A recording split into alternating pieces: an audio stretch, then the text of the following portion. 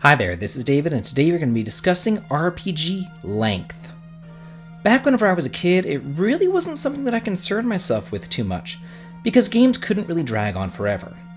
Most games were anywhere between 20 and 40 hours, depending on how much you got lost and how much grinding that you had to do.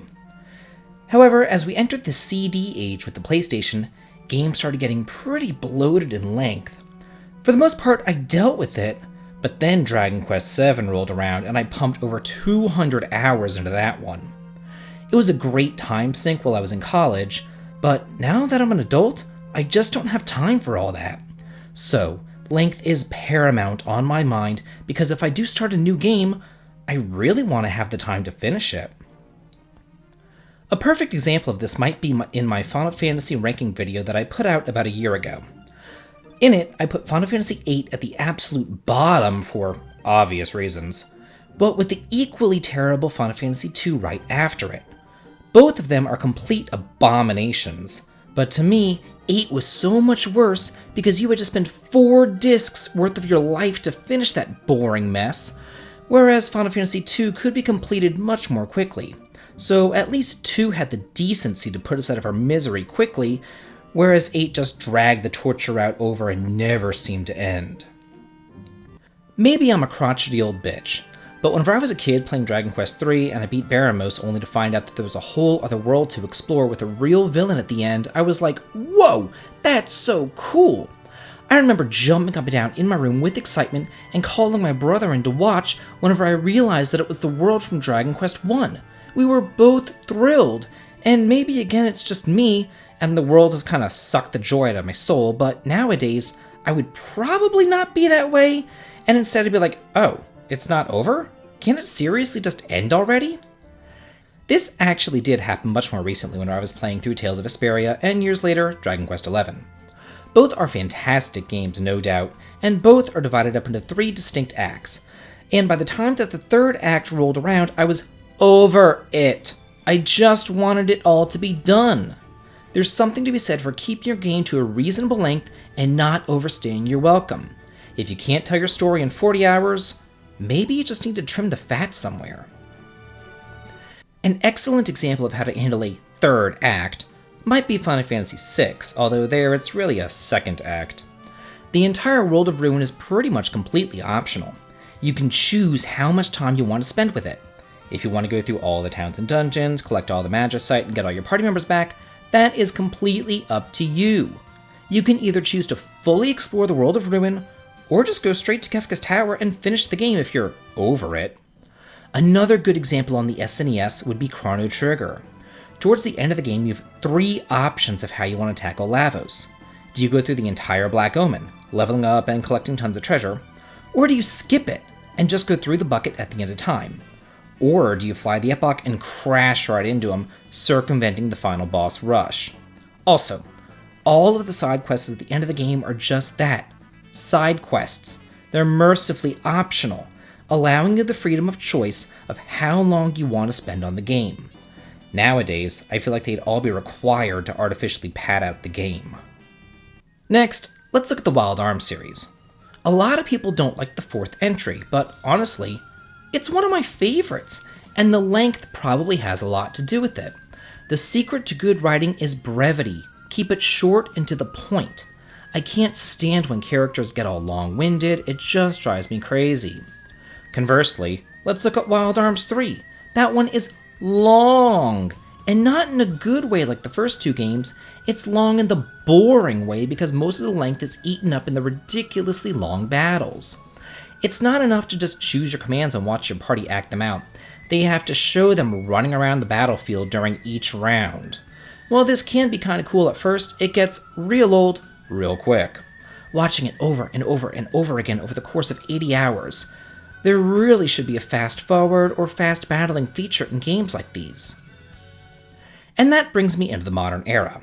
I'm much more likely to have time to play a JRPG if it includes quality of life improvements like a fast forward feature in battles such as Bravely Default, or the severely underrated Alliance Alive.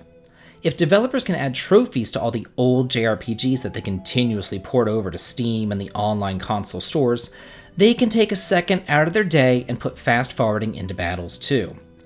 I would be much more likely to go back and play some of those PlayStation behemoths like Suikoden 3, Wild Arms 3, and Dragon Quest VII if they just sped the battle system up. Then there's the Xeno Saga trilogy. I loved Xenogears, even with that horribad Disc 2, so I was psyched to learn about the extension of the series. All 3 games weren't terribly long, but they felt longer than they should because of the artificial length that they added with the excruciatingly long, unnecessary cutscenes in all 3 games. But then they combined that with the battles in Xeno Saga 2. Those battles just killed it. Towards the end of the game, they literally took upwards of like 10 minutes because of the break system. Those games were too long for their own good, and while they tried so hard to make them all epic, they really just kind of shot themselves in the foot with their own hubris. Speaking of incredibly long cutscenes where nothing happens, Eternal Sonata. I love the premise of the game, and as a history buff myself, I do wish that there were more games based upon historical figures like this. However, so many cutscenes just rambled on about nothing, and that worst offender really is the one that I'm showing here, where Clovis is supposed to die. But it just takes her forever to finally kick the bucket, like, bitch, die already! As another example of this, let's look over the Suikoden series. While granted 1 and 4 are pretty short, I would much rather a game err on the side of shortness rather than just drag on for a year and a day. The second game has the perfect length of roughly 30 or so hours with side quests to extend it if you want to. Then there's 3 and 5. Both of them are absolutely massive games, filled to the brim with content, but the way that they utilize their length is like night and day. Suikoden 3 is just long for the sake of being long, and it's painfully boring. The Trinity Sight system sounds neat on paper, allowing you to see the same events from 3 different viewpoints, but in practice, it's just boring. You end up doing the same exact thing, going through the same towns and dungeons 9 different times. Boring does not begin to describe it. Not to mention that fast travel is pretty much non-existent until like the last 10 hours of the game. On the other hand, Suikoden 5 is about just as long, and while it does start off slowly, it uses its length to its advantage to tell an emotional story, and it's not filled up with a bunch of fat. While battles in Suikoden 3 were slow as molasses, they're lightning fast in 5, and there are no stupid ducks wandering around annoying the ever-loving crap out of me either. The cutscenes that are here are impactful, and they're short and to the point, and the side quests are quick and meaningful. I looked up my memory card, and my completed file was 107 hours, and I did enjoy every second of Suikoden 5. Let's also take a dive into portable RPGs. Well, as a kid, I used to play them all the time while riding around in the back seat. Nowadays, more often than not, I'm the one who's driving, so the only time that I can really devote to them is either whenever Ken drives or whenever I'm flying somewhere. So it's really nice whenever games include a synopsis so I can remember what I'm doing. I mean, even Final Fantasy Legend 2 did this. I don't understand why it's so hard for modern JRPGs to have this simple task.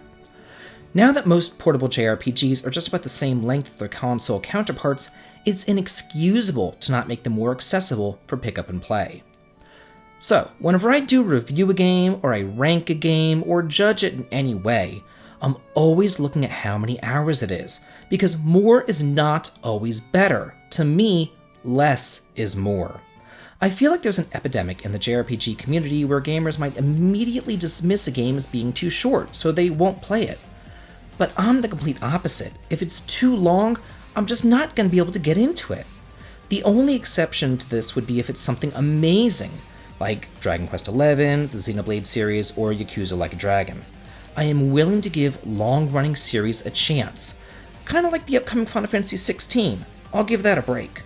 And that brings me to another point that I want to make before I close. The Final Fantasy VII Remake. The length here was perfect.